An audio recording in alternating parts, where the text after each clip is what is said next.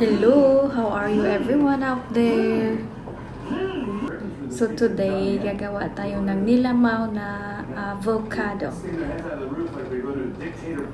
Nung binili ko to, hilaw to, may nag-ano dito, lako ng avocado.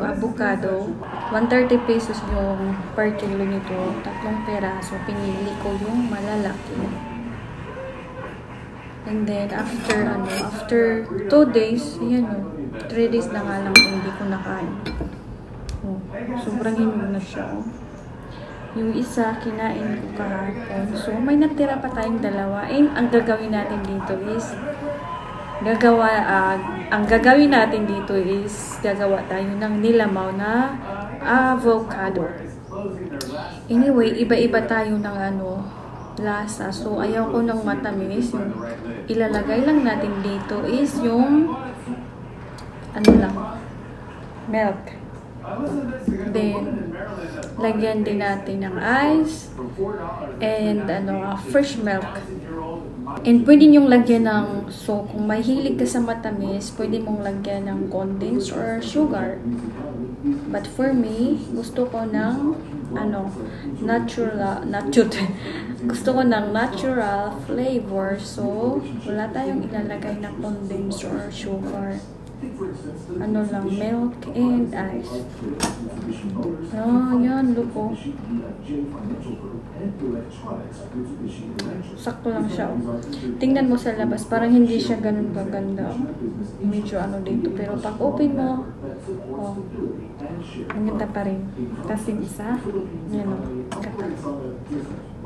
Unlike Japan's judicial system, the Philippines is characterized by family-owned. Karamihan kasi sa atin, may hilig sa matamis. Ayoko ng masyadong matamis, nakakaumay kasi, kaya yung gusto ko yung natural. Oh, ito medyo may yan, ito.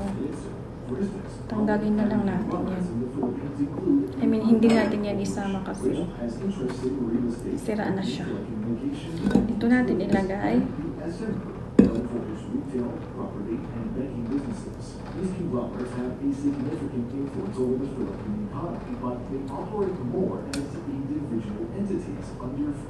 Alam nyo ba, yung avocado,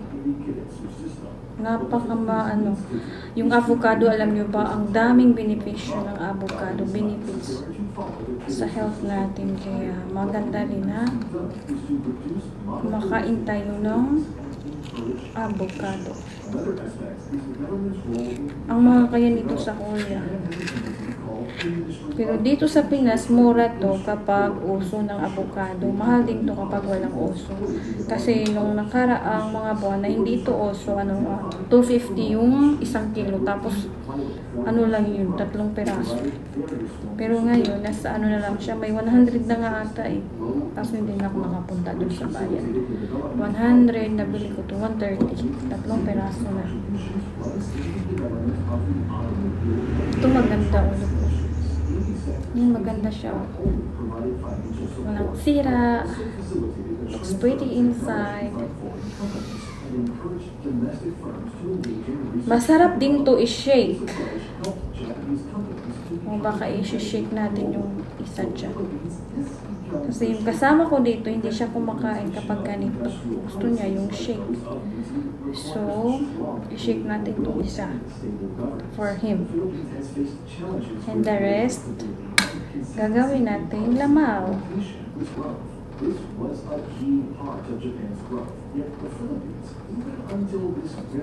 Look at that. Ganda, di ba? Tanggalin lang natin yung something may dito.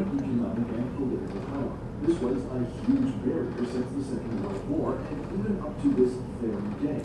While it is important to say that things are now changing, there is still work that needs to be done. Kahit nga kapakin mo lang ito, kahit solo lang, masarap pa rin siya. If the Philippines pursues all of these, there is still no guarantee that the country will from the United States, primarily through the Marshall Plan and other economic and infrastructure rebuilding programs.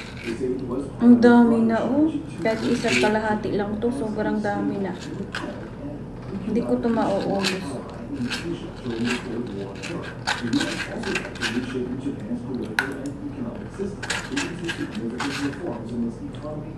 Isit aside natin tong isa kasi it's for him. To mamaya i-shake natin for him.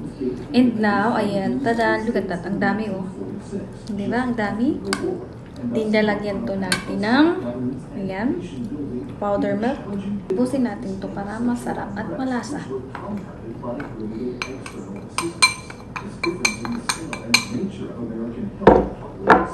Then, i-mix lang natin.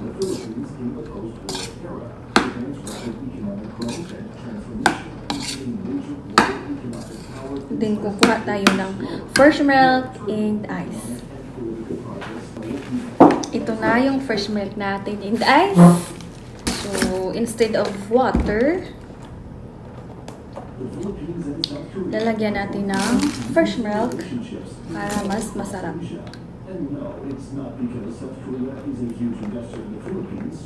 Dami.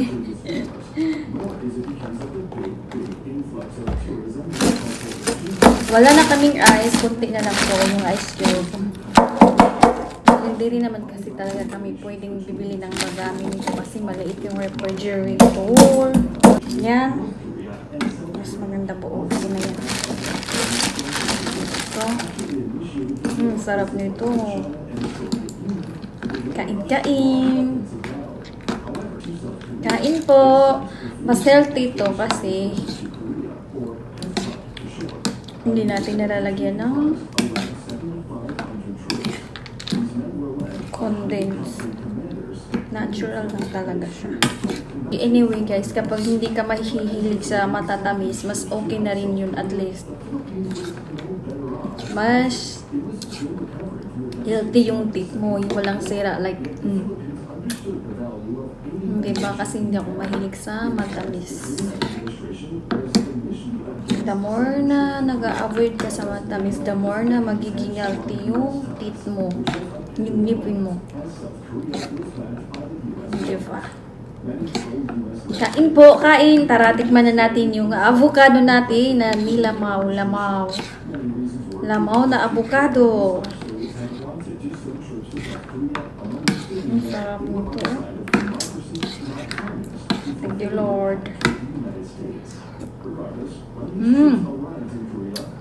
Grabe, ang sarap, ang creamy niya.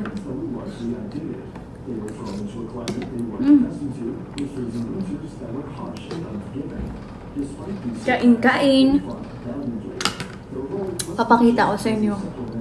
Tadan! Ayan siya. Oh, look at that. Kain po, kain!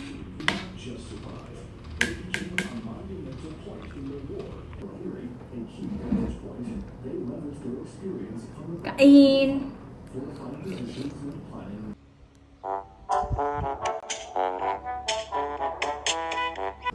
So that's it for today guys. Ingat palagi and God bless everyone.